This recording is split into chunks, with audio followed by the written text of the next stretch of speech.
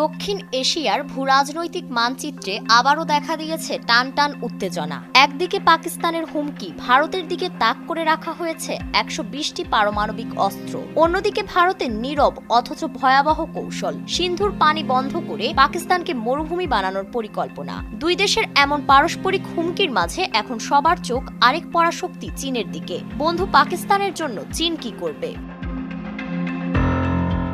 ভারত পাকিস্তানের মধ্যে ১৯৬০ সালের সিন্ধু জল চুক্তি এমন এক চুক্তি যা যুদ্ধ, সংঘর্ষ, এমনকি কার্গিল যুদ্ধের সময়ও অক্ষুণ্ণ ছিল।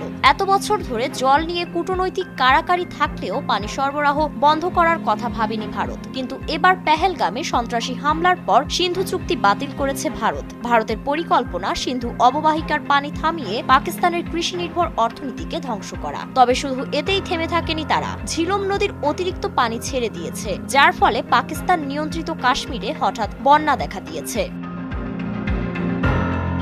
এই ঘটনায় পাকিস্তান সরাসরি ভারতের বিরুদ্ধে পানিযুদ্ধের অভিযোগ তুলেছে। কাতার ভিত্তিক সংবাদ মাধ্যম আল জাজিরার তথ্য অনুযায়ী মুজাফফরবাদের জেলা প্রশাসন জানিয়েছে, ঝিলম নদীতে স্বাভাবিকের তুলনায় বেশি পানি ছেড়েছে ভারত, আর তাতেই দেখা দিয়েছে মাঝারি মাত্রার বন্যা। নয়াদিল্লির এই সিদ্ধান্তকেই অনেকেই দেখছেন এক ভয়ানক মোড় হিসেবে। বিশ্লেষকদের মতে ভারত চুক্তি ভেঙে মারাত্মক ভুল করেছে, আর এই ভুলের খেসারত দিতে হতে পারে খুব শীঘ্রই।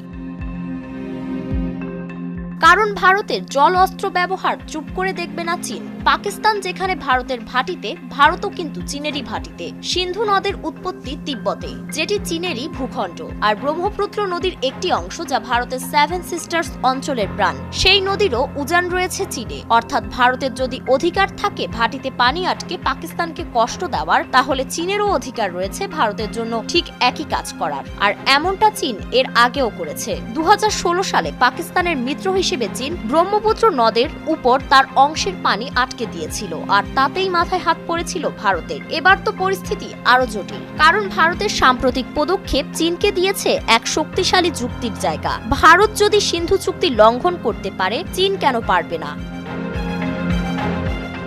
তাই ভারতের হুমকিকে সামনে রেখে পাকিস্তানও নতুন করে চীনের সঙ্গে কাশ্মীর অঞ্চলে বাঁধ নির্মাণের পরিকল্পনা জোরদার করেছে। ইতোমধ্যেই একাধিক মেগা প্রজেক্টে কাজ করছে পাকিস্তান, চীন। ভারত সিন্ধু চুক্তির ধারাবাহিকতা না রাখলে সেই বাঁধ নির্মাণ আরো দ্রুত ও ব্যাপক আকারে বাস্তবায়িত হতে পারে। তাই আজ প্রশ্ন উঠছে, জলই যদি হয় অস্ত্র, তবে সেই অস্ত্র কে কতটা দক্ষতায় চালাতে পারে? জল নিয়ে এই লড়াইয়ে কে জিতবে? ভারত কি পাকিস্তানকে পানি দিয়ে চাপে ফেলতে পারবে, নাকি চীন সেই জলেই ডুবিয়ে দেবে ভারতকে? ফারিন রহমান প্রীতি, নয়া দিগন্ত।